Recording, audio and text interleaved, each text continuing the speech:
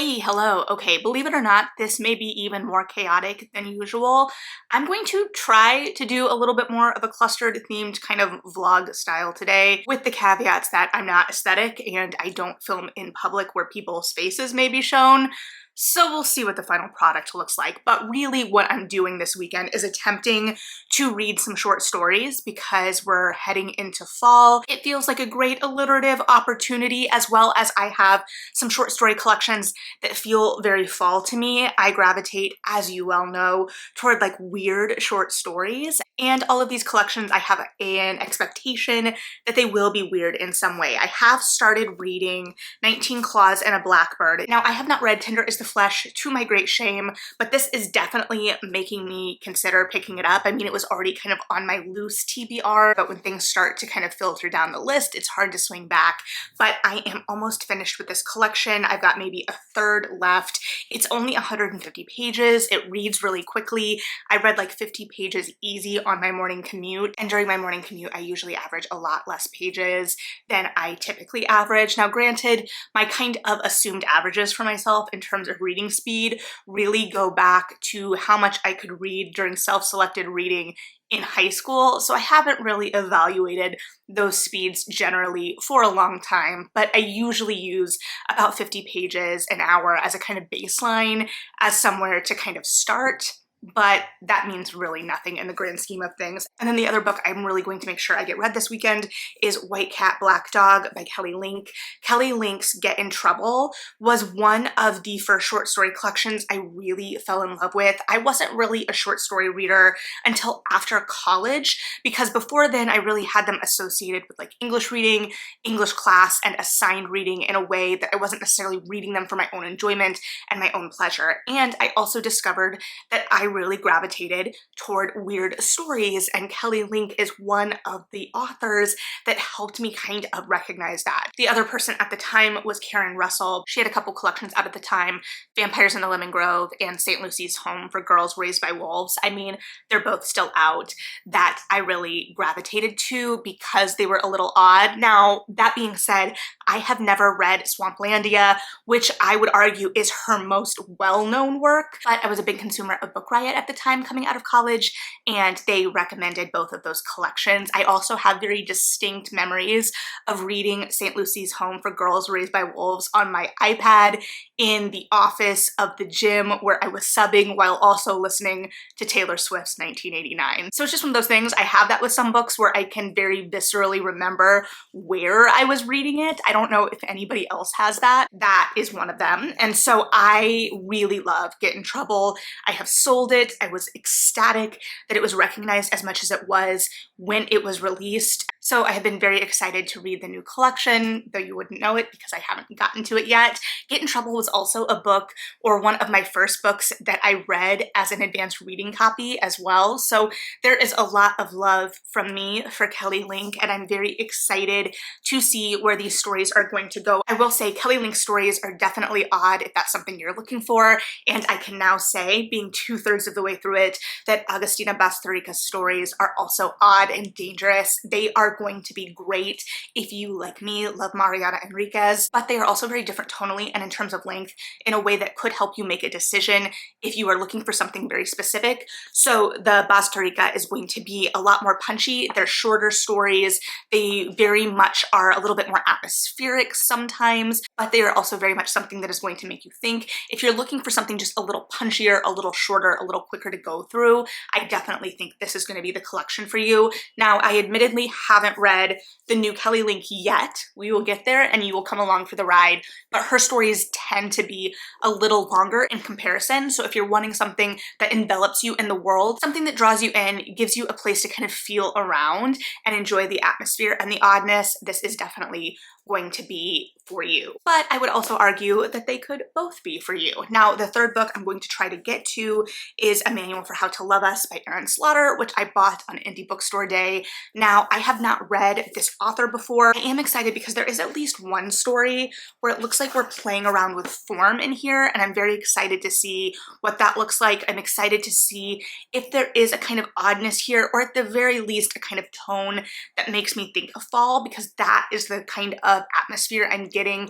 just from the cover and the back of the book, but we will see if that fits the bill for me at the end of the reading. Those are the three I am hoping to tackle, mostly because they're the three I have in my possession that have come out this year. I also, in theory, need to get read Love Lettering by Kate Claiborne for Romance Book Club on Monday, so we'll see how that goes. I also need to start reading a book for Feature Friday. I've got a couple options that I'm ping-ponging between, but we'll see where I end up. Eventually I'll read both or all of them, so we will see. It's been kind of a slow morning. I do still have some chores I need to get through this weekend, so we'll see where the weekend brings us, but at the very least, I will bring you along for my reading of these short story collections. And I think these collections will be a good transition and segue for us into more fall reading, into spooky season, into those atmospheric reads, which we've already been dabbling in with Feature Fridays, and I can tell people are ready for based on old Feature Fridays that are getting watched. So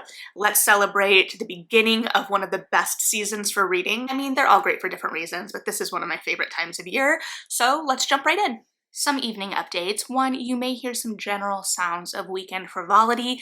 Consider it ambiance. Two, is anyone surprised that I'm behind? I'm surely not, but I did finish 19 Claws and a Blackbird by Agustina Bastarrica. This really cements that I absolutely love Argentine literature. I really enjoyed this, and I am definitely going to be picking up Tender as the Flesh at some point. This definitely had elements of the kind of like darkness and the weird that I'm really drawn to, particularly in the work of Mariana Enriquez and Samantha Schweblin, but this also had a little bit more bluntness to it, and I don't think that that is completely the right word, because there was a real lyricism to the language here, and there was a real sense of mood created with that language. So when I say blunt, it kind of conjures thoughts of like Hemingway in a way that that is not the case in how language is utilized here, but it really is sharp and searing and gets right to the point. It really cuts right through and is able to communicate a lot in terms of both plot and ambiance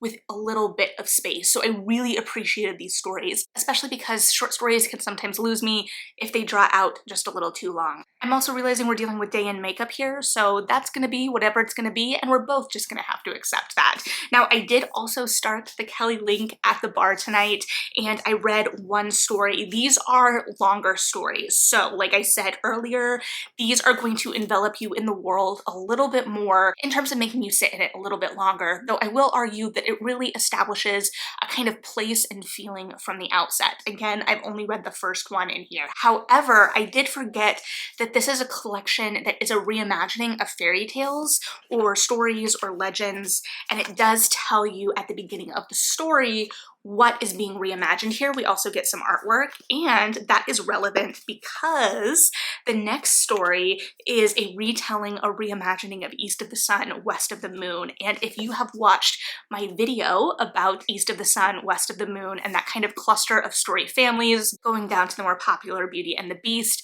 and the retellings in both of these story families, including my tangent about how ACOTAR is actually an East of the Sun, West of the Moon retelling, I dive into all of that more in that video. Actually, sorry, I framed that incorrectly. I definitely talk about East of the Sun, West of the Moon within that discussion, but the parent mythology story for this story family is Cupid and Psyche. So if you like any iterations of that story family, Cupid and Psyche, East of the Sun, West of the Moon, and or Beauty and the Beast, that would definitely be of interest to you. So I am very excited to see what Kelly Link's take on that is. I will say I was kind of flipping through to see what different stories are used in this collection or retold through this collection, and there are a number that I am unfamiliar with, even having taken a fairy tale class in college. So I will be interested to know how I respond to stories I don't know in relation to stories that I do know. I did not know the story that opened up this collection. It was a retelling of The White Cat,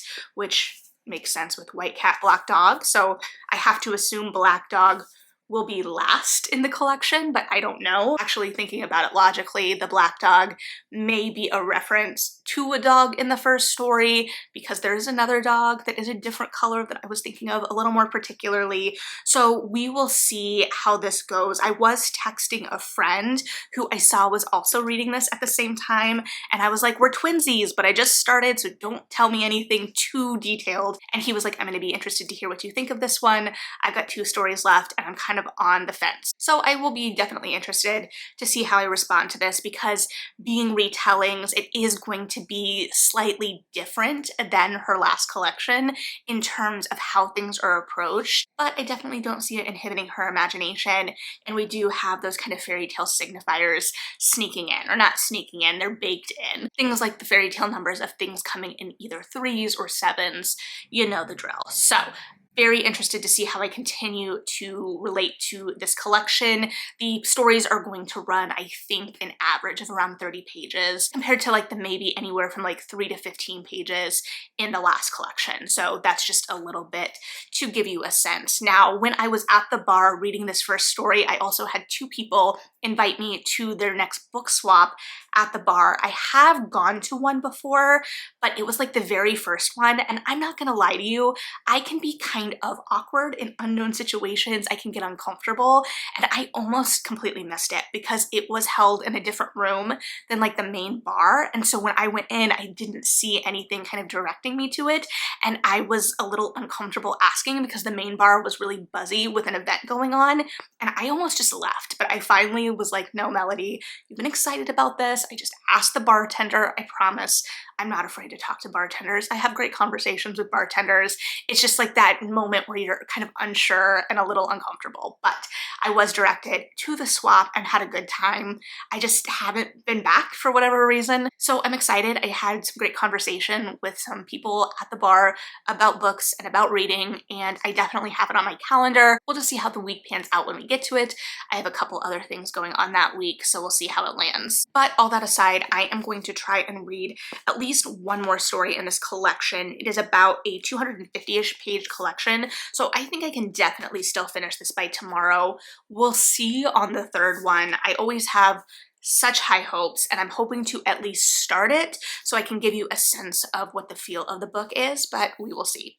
So it's Sunday morning. I just grabbed a coffee and a bagel, and I asked for easy on the cream cheese, and they delivered. I'm gonna go get a knife and drink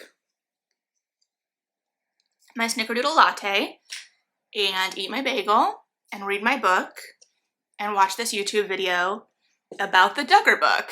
So we'll see where my attention falls for the majority of this. Okay, I am making an executive decision. I am 2 stories into White Cat, Black Dog, and I am not going to force myself to speed through this because it seems like it is a collection that is going to need to sit with me for a bit, or the stories are going to take some more time to kind of meander through rather than speed through. And so I want to honor that time needed. However, I recognize that slowness is kind of an indicator potentially of, one, what my friend said, where he's kind of on the fence about this collection, and I'll admit I'm not 100% sure out of the gate with this one. There's definitely the fairy tale-esque feel in these stories, and they're definitely being told from a modern point of view that is adding some extra layers to the kind of exploration going on. So we've got the tone of the fairy tale kind of mixed with the modern experience. So in the first story,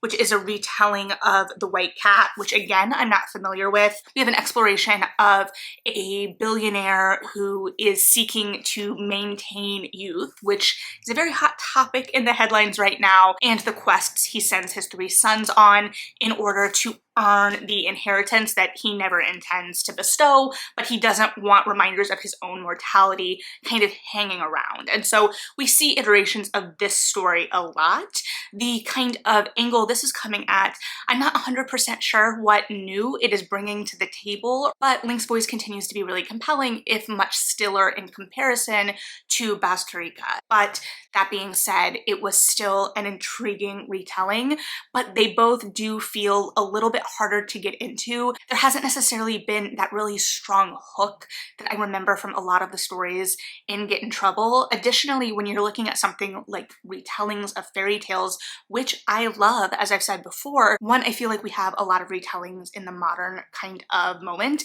and we're very familiar with retellings, so we have to have a unique perspective that we're bringing to the table. And I don't know, granted, I've only read 2 stories, that I'm really getting a sense of that perspective yet. And additionally, while I enjoyed the first story, I don't know that it hooked me enough to be the kind of first story in the collection. Also with retellings, it's really hard not to kind of gauge fairy tale retellings in the short story form against Angela Carter's The Bloody Chamber. So I'll continue to see what this collection brings. I think I'm just going to take it a little bit slower so I can more properly appreciate what's going on, and I'm not, again, rushing through anything. So far, I do enjoy Get in Trouble more, but there also has been that time and distance for me to build up that collection in my own mind and experience and what I thought of it, and also how it helped shape my reading journey. So there is a little bit of that nostalgia almost tinge to my perception of that collection, but again, I really love that collection. So I am very interested in this collection in relation to how long it's been since that collection, and what is really compelling in the sense of what compelled her to write this collection. What was it about this grouping of stories that compelled her? What did she want to say with them? How did they inspire her? So we'll be continuing to kind of mosey along that collection to get a better sense of what is going on there. And also, as is no surprise probably to anyone, I have not even started a manual for How to Love Us. I'm not going to. If I'm going to be focused on one short story collection at a time, I'll finish this one first. So I think now for me, the game for the rest of the day in terms of reading is just to work on my romance book club book. Probably won't get it finished by tomorrow, but that's okay. My body has been needing a little bit more of a lazy Sunday today, so I'm going to listen to that, just enjoy it, and go from there. But if you've read any of these short story collections, I would really love to hear what you think of them. And if you have any short story collections that came out in 2023 that you are wanting to shout about from the rooftops, please leave those below as well so that we can check them out. But thank you for hanging in through this chaos. If you've got this far, I recognize this wasn't super structured. This was not what I ideally intended, so I'll try to be a little bit more intentional going forward in how to kind of shape these types of videos, but it's still just kind of a learn as you go for me right now. So thank you for going on that learn as you go with me. But thanks for hanging out. Read something good, like and subscribe if you feel like it, and yeah, bye.